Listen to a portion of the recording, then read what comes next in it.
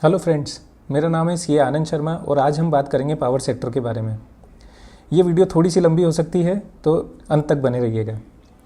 पहले 10 साल पहले और अभी में पावर सेक्टर में कितना फ़र्क आ गया होगा ये तो आप खुद ही भली भांति जान सकते होंगे कि पहले हम सिर्फ बल्ब और टीवी चलाने के लिए ही शायद इलेक्ट्रिसिटी का यूटिलाइजेशन करते होंगे, पर आज हमारे हर इक्विपमेंट इलेक्ट्रिसिटी से ही चल रहे हैं।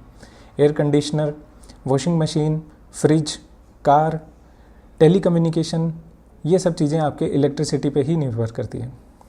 इलेक्ट्रिसिटी की रिक्वायरमेंट को हम 4 भागों में बांट सकते हैं, जिसमें सबसे पहली आती है हाउस होल्ड रिक्वायरमेंट, सेकंड आती है इंडस्ट्रियल रिक्वायरमेंट, थर्ड आती है कम्युनिकेशन रिक्वायरमेंट और उसके बाद आती है ट्रांसपोर्ट रिक्वायरमेंट। पावर सेक्टर में की कंपनीज़ को भी हम 3 भागों में बांट सकते हैं। पहली आती है electricity generation company. Electricity generation solar से भी होता है, वाटर से भी होता है, थर्मल पावर प्लांट होते हैं, न्यूक्लियर पावर प्लांट आते हैं और अभी रिसेंटली जो सबसे ज़्यादा गवर्नमेंट का पुश है वो है ग्रीन हाइड्रोजन के ऊपर। इसके बाद आती है ट्रांसमिशन कंपनीज़। ट्रांसमिशन कंपनीज़ का काम होता है कि जनरेशन कंपनी से लेके जहाँ पे जनरेट हुई है पावर वहाँ से लेके आपकी सिटी के जो डिस्ट्रीब्यूशन ऑफिस है, डिस्ट्रीब्यूशन सेटअप है, वहाँ तक इलेक्ट्रिसिटी को पहुँचाना ही ट्रांसमिशन कंपनीज़ का काम होता है।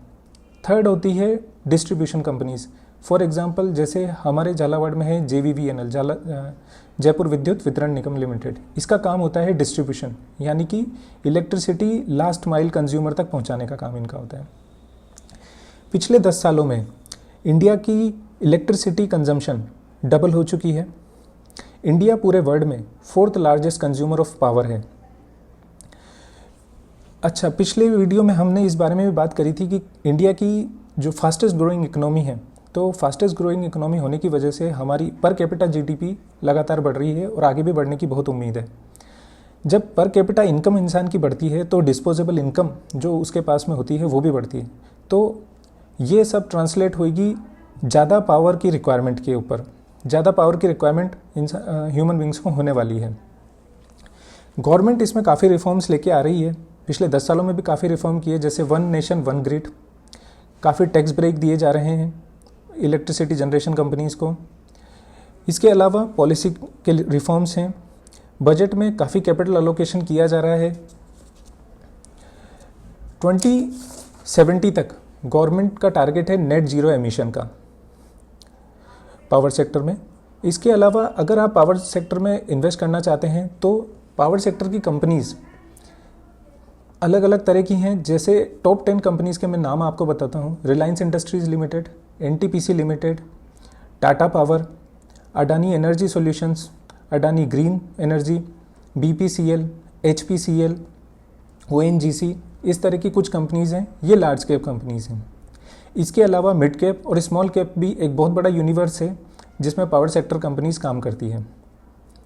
इसके अलावा पावर सेक्टर के डेडिकेटेड म्यूचुअल फंड की स्कीम्स हैं जिनके बारे में भी आप जानकारी प्राप्त कर सकते हैं और उनमें भी इन्वेस्टमेंट कर सकते हैं। अगले 10 सालों में पावर सेक्टर काफ़ी ऊंचाइयां छू सकता है, क्योंकि गवर्नमेंट का पुश जिस भी सेक्टर के प्रति रहता है उस सेक्टर का ग्रो करना तय है।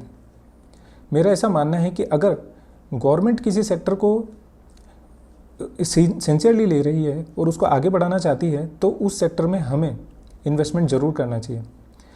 आप अपने फाइनेंशियल एडवाइज़र से राय लें और उसके बाद में अगर ये आपके पोर्टफोलियो में रिक्वायर्ड है तो इसमें अलोकेट करें। Thank you.